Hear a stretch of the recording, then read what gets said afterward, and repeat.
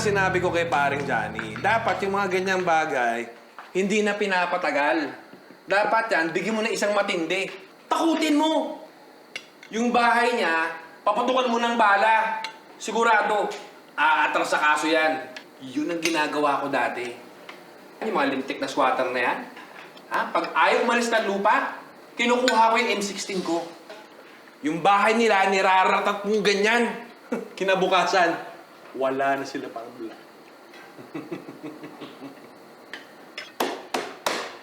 Ay, ako, naalala ko tuloy. Abot nga ng ulam. Ulam! Ha? Hindi ka na naman nakikinig. Ulam! Pasensya na. Pumasak ka ulit.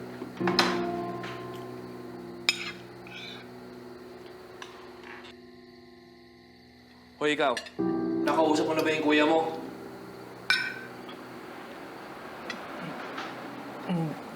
Hindi po, Tay. Bakit po? Akala ko ba nasabi sa'yo ng nanay mo? Ha? Ha? Pasensya na, anak. Nakalimutan ko sabihin sa'yo. Tumawag kasi yung Kuya Rex mo.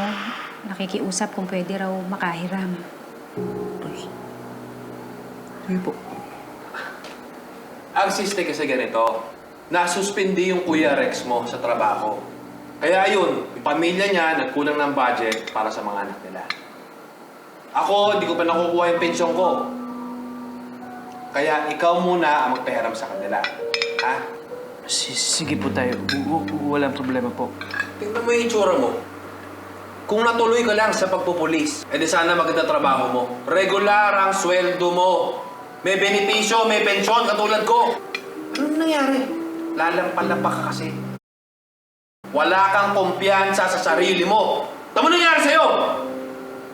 Ewan ko ba kung sa kahinugot ng nanay mo? Ha?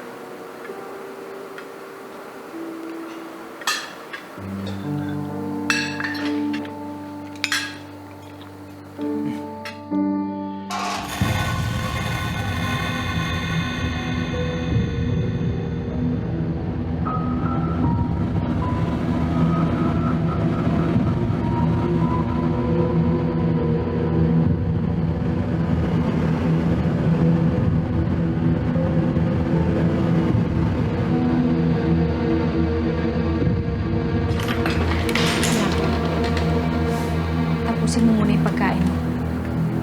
Magkagalit ang tatay mo.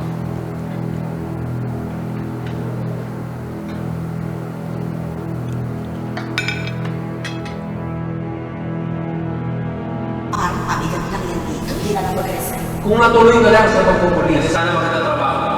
Lalampalapak ka kasi. Wala kang kumpiyansa sa sarili mo. Tama nangyari sa'yo?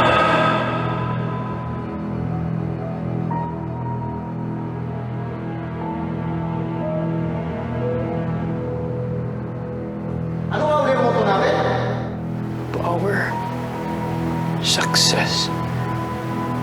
I am the best. Power. Success.